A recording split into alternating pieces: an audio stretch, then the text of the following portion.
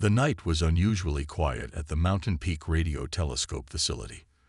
Tom Walker pulled his jacket closer as the cold wind swept through the trees.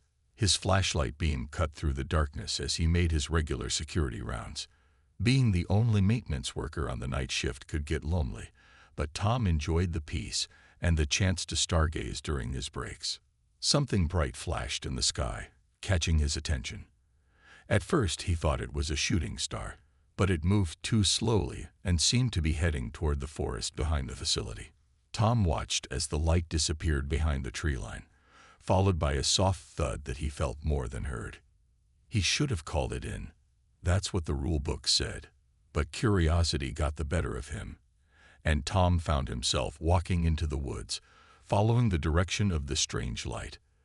The trees were thick here, their branches creating strange shadows in his flashlight beam. After about 10 minutes of careful walking, he smelled something like burnt metal and ozone. Through a gap in the trees, Tom saw it. A small craft, no bigger than a car, had carved a path through the branches and come to rest in a small clearing. It didn't look damaged, just settled there, as if it had landed rather than crashed. The surface was smooth and seemed to shift colors slightly, like oil on water. "Hello," Tom called out softly, not sure why he was whispering. No response came. He moved closer, his boots crunching on fallen leaves. That's when he heard it, a sound like quiet crying coming from inside the craft.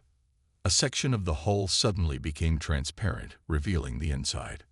Tom's breath caught in his throat. There, curled up in what looked like a pilot's seat, was a figure that was clearly not human.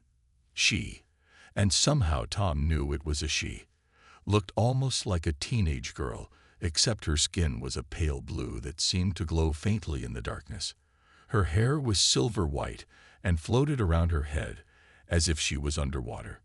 When she looked up at him, her large, silver eyes were filled with tears. The alien girl made a soft chirping sound and pressed herself further back into her seat. Her hands, four-fingered and delicate, gripped the edges of her seat tightly. She was scared, Tom realized, just as scared as any lost human child would be. "Hey, it's okay," Tom said softly, holding up his empty hands to show he meant no harm. "I'm not going to hurt you." He knew she probably couldn't understand his words, but he hoped his tone would help calm her. The girl tilted her head slightly, her eyes studying him intently. She made another chirping sound, this one different from the first. Then, slowly, she reached out and touched a panel in front of her. A door-shaped section of the hull simply vanished, leaving an opening. Tom stayed where he was, letting her make the next move. The alien girl stood up carefully. She was tall and thin, wearing what looked like a silvery jumpsuit with symbols that glowed softly along its sides. She took a hesitant step toward the opening, then stopped, looking at Tom with a mixture of fear and curiosity. He smiled gently and took a small step back, giving her more space. That seemed to help. She moved to the edge of the opening, then gracefully jumped down to the ground. Up close, Tom could see that her skin wasn't just blue. It had patterns that shifted slightly, like clouds moving across a sky. The alien girl looked around at the trees, then up at the stars, making a soft sound that somehow conveyed sadness. When she looked back at Tom, he saw something universal in her expression. She was lost and needed help. A distant sound of a car engine made her jump. She chirped in alarm and looked ready to run back to her ship. Tom quickly made a calming gesture with his hands. He pointed to himself, then made a motion like he was covering something. He pointed to her ship, then to the trees around them. Her silver eyes widened slightly, and she nodded. Another surprisingly human gesture. Tom knew he should report this. It was probably his duty as a citizen or something. But looking at this scared alien girl, who seemed to be no more than a kid lost far from home, he knew what he had to do. He was going to help her, no matter what. Tom led the alien girl to the maintenance shed near the edge of the facility's grounds. It wasn't much, but it would keep them hidden from the occasional passing car on the distant road. The girl moved silently behind him, her feet barely seeming to touch the ground. Every few steps, she would look back at her hidden ship, making soft, worried sounds. Inside the shed, Tom turned on the small desk lamp he used for paperwork. The weak light cast shadows on the walls filled with tools and spare parts. The alien girl looked around with obvious curiosity, her silver eyes reflecting the light like mirrors. She reached out to touch a wrench hanging on the wall, then quickly pulled her hand back, looking at Tom for permission. He nodded, smiling, and picked up the wrench to hand to her. She took it carefully, turning it over in her hands. Then she did something unexpected. She pulled out a small device from her pocket that looked like a clear crystal. When she held it near the wrench, the crystal showed floating symbols in the air above it.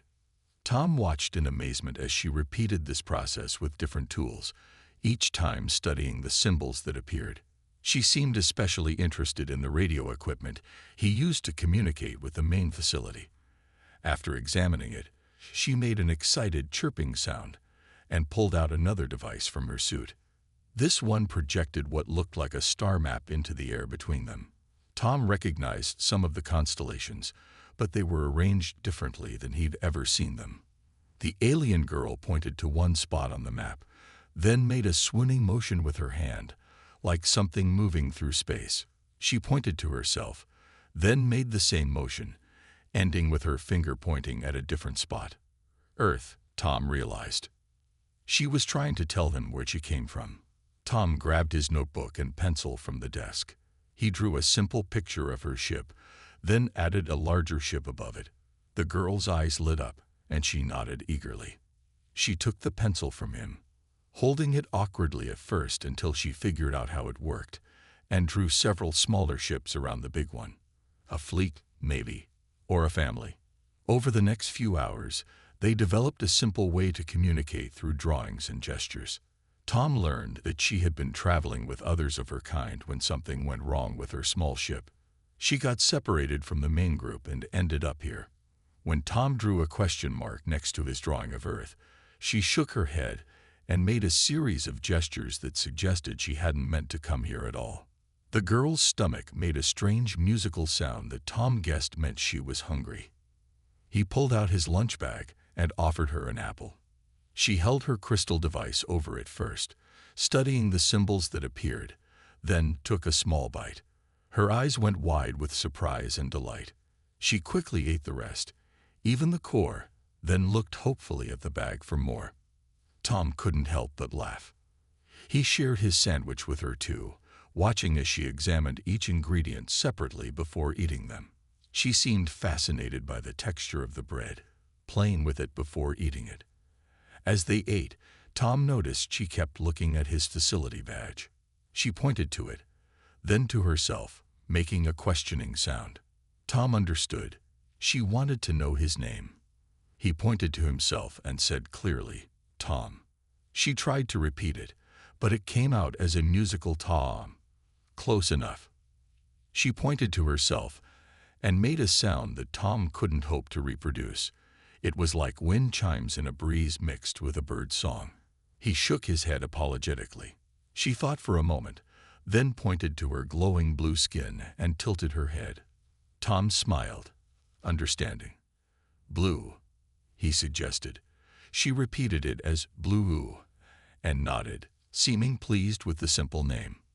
Their moment of connection was interrupted by the sound of helicopters in the distance. Blue's expression changed instantly from happy to afraid. She rushed to the shed's window, her skin's glow dimming noticeably. Tom joined her, watching as searchlights swept across the sky in the direction of her ship. They both knew what it meant.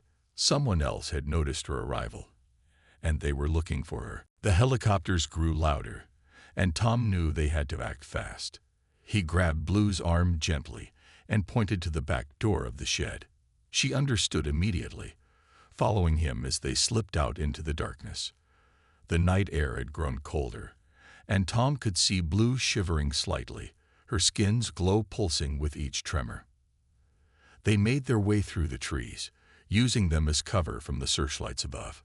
Tom knew every inch of these woods from his nightly patrols, and he led them through the darkest paths, away from the helicopter's search pattern. Blue moved with incredible grace, barely making the sound despite the carpet of dry leaves beneath their feet. When they reached her ship, Tom saw that the camouflage tarps they had placed earlier were still holding. But now Blue wasn't trying to hide. She was trying to fix something. She pressed her hand against the ship's hull, and a panel melted away, revealing a complex array of crystals and what looked like liquid metal paths running between them. Blue made a frustrated chirping sound and pointed to one of the crystals, which was dark while all the others glowed softly. She pulled out her analysis device and held it over the dead crystal. The symbols that appeared in the air were red and pulsing. Even Tom could tell that wasn't good. She turned to him and started drawing in the dirt with a stick. First, she drew the crystal, then what looked like lightning bolts around it. She pointed to the facility's radio telescope, then back to the crystal. Tom thought he understood. She needed power, but not just any power. She needed something specific that the telescope might have. Tom nodded and held up his hand in a wait here gesture. He crept back to the facility, careful to avoid the security cameras he usually monitored.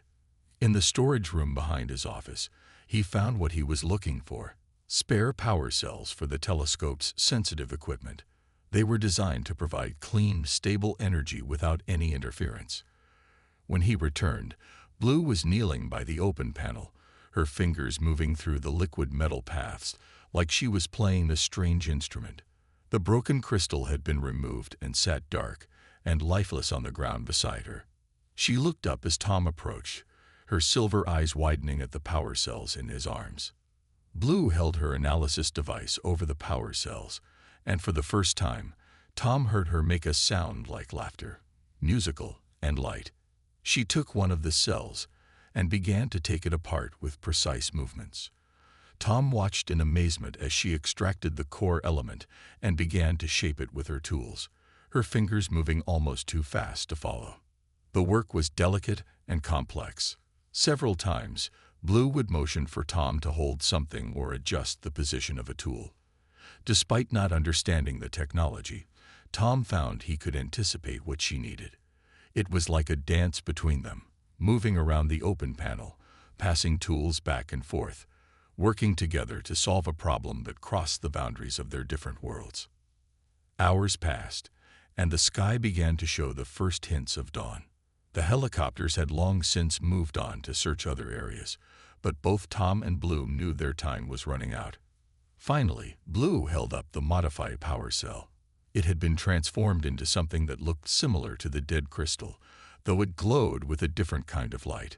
She carefully placed it into the empty slot in the panel. For a moment, nothing happened. Then, like a wave, light flowed through all the liquid metal paths. The ship hummed to life, and Blue made a sound of pure joy. She threw her arms around Tom in an unexpected hug, her skin glowing brighter than he had seen before. But their celebration was cut short by the sound of vehicles approaching on the facility's access road. Through the trees, Tom could see the black SUVs that usually meant government agents. Blue's skin dimmed again, but this time she didn't look afraid. Instead, she had a determined expression as she pressed her hand against her ship's hull, opening the entrance. She looked at Tom and gestured for him to follow her inside. Whatever came next, they would face it together. Inside Blue's ship, Tom felt like he had stepped into a dream. The interior was larger than it looked from outside, with walls that seemed to breathe with soft light. Blue moved quickly to what he guessed was the pilot's seat, her fingers dancing across surfaces that lit up at her touch. Through the transparent hull, they could see the black SUVs getting closer, their headlights cutting through the pre-dawn darkness. Blue's hands moved faster, but something was wrong. The ship hummed to life, but then made a sound like a musical note falling flat. She hit the console in frustration, then turned to Tom with desperate eyes. She pulled up a holographic display that showed the ship's systems. Most glowed green, but one section flashed red repeatedly. She pointed to it, then made a spinning motion with her hands. Tom understood. The navigation system wasn't working. They had fixed the power, But Blue couldn't leave if she didn't know where to go. The SUVs were getting closer, their tires now crunching on the gravel road that led to this section of the woods. Tom grabbed Blue's hand and pulled her toward the ship's exit. She resisted at first, chirping in confusion, but he pointed to himself and made a "follow me" gesture. After a moment's hesitation, she nodded and sealed her ship behind them. They ran through the woods, away from the approaching vehicles. Tom led them to a maintenance tunnel he used during bad weather, one that wasn't on any official facility maps. He pulled up the hidden entrance, disguised as a ventilation cover, and helped Blue inside. Just in time. Lights swept over the spot where they had been standing moments before. The tunnel was narrow, but tall enough to stand in. Tom's flashlight showed the way as they moved through the concrete passage. Blue's skin provided additional light, though she seemed to be trying to dim it. The tunnel led them to the basement of the main facility building, where all the major equipment was housed. Tom had an idea. He led Blue to the facility's main computer room, where they processed data from the radio telescope. If they could access the star mapping software, maybe Blue could figure out where she needed to go. But as they approached the room, voices echoed down the corridor. "Check every room," a stern voice commanded. "The energy signature is strongest in this building." Tom pulled Blue into a storage closet just as flashlight beams appeared around the corner.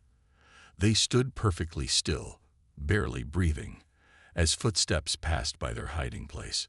Blue's skin had dimmed to almost nothing, but Tom could feel her trembling slightly next to him. When the footsteps faded, they slipped out and took a different route to the computer room. Tom quickly logged into the system.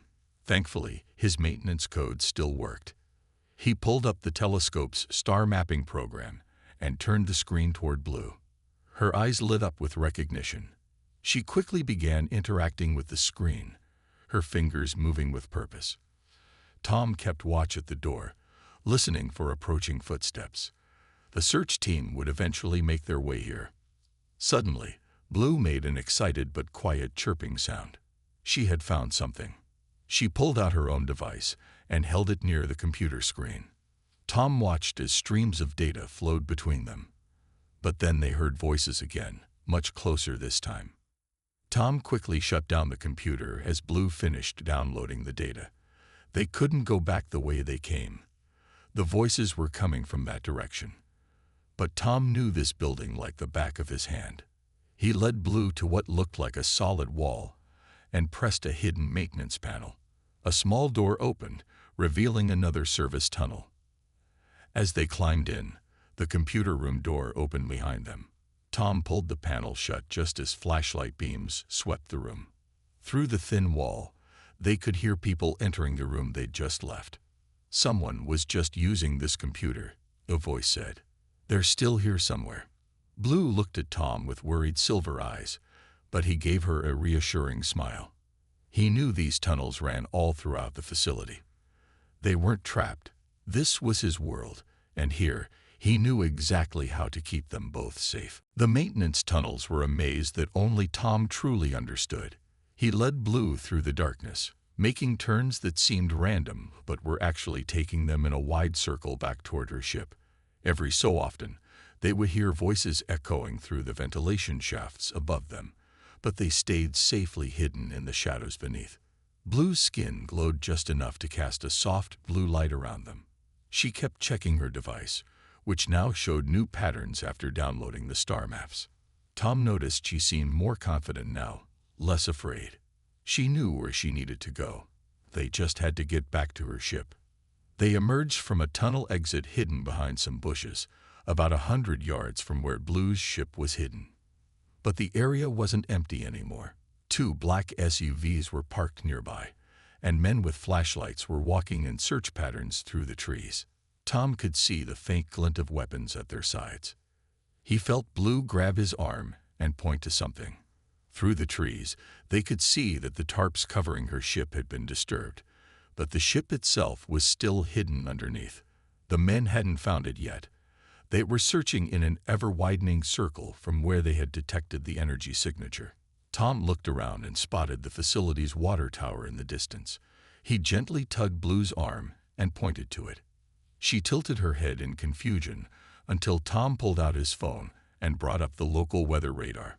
A storm was approaching from that direction. He pointed to the dark clouds, then made a gesture like rain falling, and finally pointed to the men searching the woods. Blue's eyes lit up with understanding. She reached into a pocket of her suit and pulled out a small sphere that looked like it was made of the same shifting material as her ship. She held it up questioningly. Tom nodded. Whatever it was, they could use it. They waited a few minutes until the wind began to pick up and the first few raindrops started to fall. Then Blue activated the sphere. It floated from her hand and zipped through the trees, emitting a bright pulse of energy. Immediately, all the searchers' attention turned toward it. They began running in that direction, speaking urgently into their radios. Tom and Blue sprinted toward her ship. The rain was falling harder now, drumming against the tarps. Together, they pulled them away, revealing the sleek craft underneath. Blue quickly pressed her hand against the hull, opening the entrance, but she paused before going in. She turned to Tom and made a series of gestures, pointing to her ship, then to the sky, and then to her heart. "You're welcome," Tom said softly, understanding what she meant. "Be safe up there." But Blue wasn't done. She reached into her suit and pulled out what looked like a simple metal card. Its surface rippled with changing patterns, like the northern lights in miniature. She pressed it into Tom's hands, then touched her head and made a gesture like information flowing outward. Before Tom could respond, shouts came from behind them. The searchers had realized they'd been tricked. Blue quickly hugged Tom, then jumped into her ship. The entrance sealed seamlessly behind her. Tom backed away as the ship hummed to life, its surface beginning to glow with the same soft light as Blue's skin. The rain was pouring now, creating a curtain of water that made it hard for the approaching searchers to see clearly. The ship rose silently into the air, the rain seeming to pass right through its hull. Tom watched as it tilted upward, and in a flash of soft light, it shot into the dark storm clouds above and disappeared. Flashlight beams cut through the rain around him. Tom quickly slipped the strange card into his pocket just as the searchers reached him. He raised his hand slowly, knowing he would have a lot of explaining to do. But he smiled to himself, feeling the weight of Blue's gift against his chest. Whatever the card was, he knew it was important. And he knew he would protect it, just as he had protected her. The next few hours felt like a blur to Tom. The men in black suits took him to a small office in the facility, where they questioned him repeatedly about what he had seen. The rain continued to drum against the windows as lightning flashed outside, almost like Blue's ship was causing one last distraction to help him. "Just tell us one more time, Mr. Walker," said the agent sitting across from him. "What exactly happened when you found the energy signature?" The man's suit was still wet from the rain, but his expression was dry as desert sand. Tom stuck to a simple story. He had been doing his regular maintenance rounds when he saw strange lights in the sky. He went to investigate, but found nothing except some unusual readings on his equipment. The story was close enough to the truth to be believable, but vague enough to protect Blue. "And you didn't make contact with anything, or anyone?" another agent asked, standing by the door. Tom could feel the card in his pocket, seemingly growing warmer as if responding to his thoughts. He shook his head, keeping his expression neutral. "I just saw lights," he said calmly. Then the storm came in and everything went dark. He had worked night shift long enough to know how to keep his face unreadable, even when his heart was racing. The questioning continued for hours. They asked about his background, his job, his reasons for working night shift. Tom answered everything truthfully, except anything about Blue. He thought about her silver eyes, filled with trust when he had helped her. He would keep that trust. Finally, as morning light began to creep through the windows, they let him go. "We'll be watching the facility more closely from now on," the first agent said. "If you notice anything unusual, anything at all, you call this number immediately." He handed Tom a plain white business card. Tom nodded, taking the card while feeling the weight of Blue's gift in his pocket. He walked out into the wet morning air, his shoes squishing in the mud as he headed to his car. The parking lot was filled with government vehicles, their black paint gleaming with raindrops. As he drove home, Tom kept checking his rearview mirror. Two black SUVs followed him at a distance, not even trying to be subtle about it.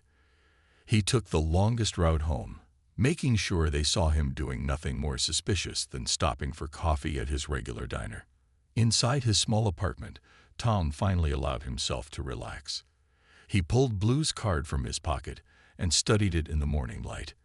The patterns on its surface seemed more active now, swirling like tiny galaxies. He remembered how Blue had touched her head when giving it to him.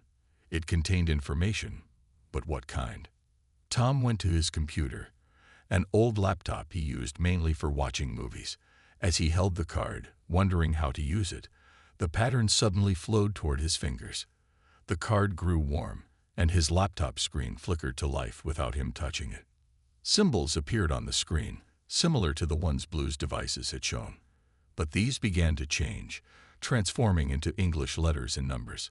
Tom watched in amazement as his laptop's basic hardware was somehow communicating with technology far beyond Earth's current capabilities.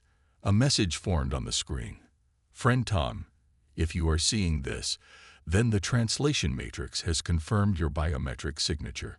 What follows is my people's gift to you and your world, but only you can decide when your people are ready to receive it." The screen began filling with data, scientific formulas, technical diagrams, and detailed explanations. Tom's eyes widened as he realized what he was seeing. This wasn't just a thank you gift from a lost traveler. Blue and her people had given him something far more valuable, knowledge that could help humanity advance, but packaged in a way that required human wisdom to implement properly. Tom heard cars pulling up outside his apartment. The agents were still watching. He quickly put the card in a hidden panel behind his desk drawer, a spot he had installed years ago to keep his important documents safe. Tomorrow, he would figure out what to do with this incredible gift. But for now, he just smiled, remembering the trust in Blue's silver eyes. She had chosen well. He would make sure this knowledge was used the right way, at the right time. 3 months had passed since the night Tom helped Lou escape. Life at the radio telescope facility had mostly returned to normal, though there were more security cameras now, and random government inspections had become common. Tom kept working his quiet night shifts, watching the stars and remembering silver eyes that had looked at him with trust. The card remained hidden in his apartment, but Tom spent every free moment studying the information it contained. What he found amazed him more each day. The data wasn't about weapons or powerful technology that could be misused. Instead, it contained solutions to some of humanity's biggest problems: clean energy systems, medical breakthroughs, and ways to clean up pollution from the environment. One quiet Sunday morning, Tom sat at his computer, the card connecting wirelessly as it always did. He had discovered that the information was organized like a puzzle. You couldn't access the advanced knowledge without first understanding the basics. It was teaching humanity how to crawl before letting it run. The screen filled with new data about a simple device that could clean polluted water using only sunlight and some common materials. Tom smiled, remembering how Blue had analyzed his apple before eating it. Her people understood the importance of testing things carefully, of taking the right steps in the right order. As he studied the designs, his phone buzzed. It was a news alert. Scientists at a major university had just announced a breakthrough in renewable energy, using principles surprisingly similar to the basic energy concepts the card had shown him 2 months ago. Tom had anonymously sent those concepts to several research institutes, carefully choosing ones known for their ethical standards. He switched tabs on his computer to a medical research forum he followed. Doctors were excited about a new treatment for a previously incurable disease. The treatment used ideas similar to what Tom had leaked to medical researchers 6 weeks ago. The card's knowledge was slowly spreading through proper channels, being verified by Earth's scientific method, and helping people in exactly the way it was meant to. A soft chime from his computer drew his attention back to the card's interface. A new message was forming. Primary integration phase complete. Beginning secondary data release. The screen filled with new information, more advanced versions of the technologies that humanity had already begun to understand and use safely. Tom leaned back in his chair, understanding Blue's gift more clearly than ever. She and her people hadn't just dumped advanced technology on humanity. They had created a system that would help humans advance at their own pace, testing and proving each step themselves. The card wasn't just a database. It was a teacher, designed to help humanity grow responsibly. He walked to his window and looked up at the stars, wondering where Blue was now. The night she left, she had seemed so young and vulnerable, but her gift showed incredible wisdom. Her people had trusted humanity enough to give them knowledge, but also respected them enough to let them develop it properly. Tom's phone buzzed again. This time, it was an email from a scientific journal, responding to one of his anonymous submissions. They wanted to study his ideas about atmospheric cleanup technology. He smiled as he read their excited questions, knowing that in a few years, the air in cities around the world would be cleaner because of what Blue had shared. The government agents still watched him sometimes, but they had never found anything suspicious. As far as they knew, he was just the maintenance worker who had seen some strange lights in the sky. The card remained his secret, its knowledge spreading slowly but surely through the scientific community, helping humanity advance one careful step at a time. That night at work, Tom took his break outside as usual, staring up at the stars. A flash of blue light caught his eye, just for a moment, like a tiny shooting star. He smiled, remembering Blue's last hug and the trust she had placed in him. Some might say that humanity wasn't ready for advanced alien knowledge, but Blue had understood something important. It wasn't about being ready, it was about having the wisdom to learn and grow responsibly. The card in his apartment continued its work, waiting for humanity to prove itself ready for each new level of knowledge. And Tom continued his quiet role as guardian of that gift, knowing that somewhere out there, a young alien with silver eyes had helped change humanity's future, not with grand revelations or dramatic gestures, but with trust in humanity's ability to learn and grow at its own pace.